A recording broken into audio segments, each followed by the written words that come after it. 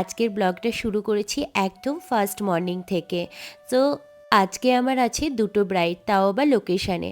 আর সকালবেলায় ঘুম থেকে উঠে জানতে পারি আজকে আমার যে মেড তিনি আসতে পারবেন না, তার শরীরটা খারাপ, তাই সমস্ত কাজ নিজেকেই করতে হবে। এই যে আমি তো একজনের মা, একজনের ওয়াইফ, তার তো দায়িত্ব আছে। তো আমি যেমন আমার প্রফেশনাল লাইফটাকেও যতটা ইম্পর্টেন্ট দিই, আমার পার্সোনাল লাইফটাকেও ঠিক ততটাই ইম্পর্টেন্ট দিই। তোমরা যারা আমার ব্লগ ফলো করো তারা তো জানোই। আর এই যে ইনাকে তো পুজো না করে সকাল থেকে সমস্ত কাজ কর্ম করে পুজো টুজো করে মাকে দর্শন করে তারপর মনটা শান্তি হয়। আর মায়ের পুজোটা যদি একটু ভালো করে না করতে পারি তাহলে বিশ্বাস করুন আমার দিনটা একদমই ভালো যায় না।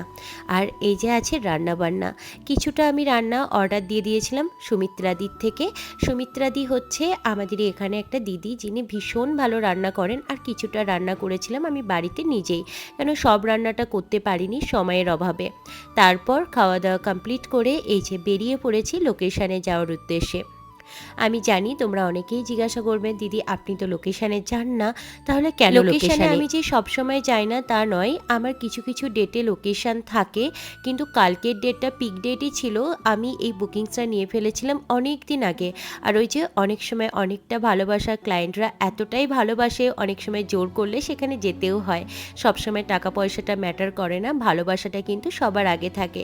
যে মানুষটা আমার কাজটাকে এতটা প্রায়োরিটি দেয়, যে মানুষটা আমাকে পাওয়ার জন্য এত যুদ্ধ করতে পারে, তার লোকেশানে কি না গিয়ে থাকতে পারি? তাই আজকে লোকেশানে যাওয়া। আমার ব্রাইডের দেখো কথাগুলো শুনেই বুঝতে পারবে। আমার অনেক ইচ্ছা ছিল যে তুমি কখন আসবে, মানে আমি ওয়েট করেছিলাম, তোমাকে আমি মেসেজও করেছি যে অবশ্যই যেন ভিডিও করা হয়। ও আচ্ছা, ওটা তুমি ছিলে। আচ্ছা দিদি আমার ভিডিও করো তুমি। আচ্ছা তোমার আমি ব্লগ পুরো নিয়েছি, তোমার প্যান্ডেল, তোমার বাড়ি, আর তোমার এখানকার জায়গাটা খুব সুন্দর, আমার খুব ভালো লেগেছে।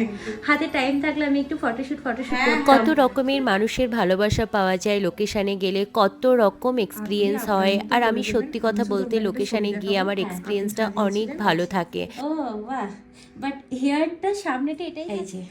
এই লুকটা আমাকে প্রচুর ব্রাইডরা আমাকে এই লুকটা দেখায়, বলে দিদি এই লুকটাই করবো, এটা হচ্ছে আমার শাড়ির সাথে ম্যাচ করেই কিনেছে।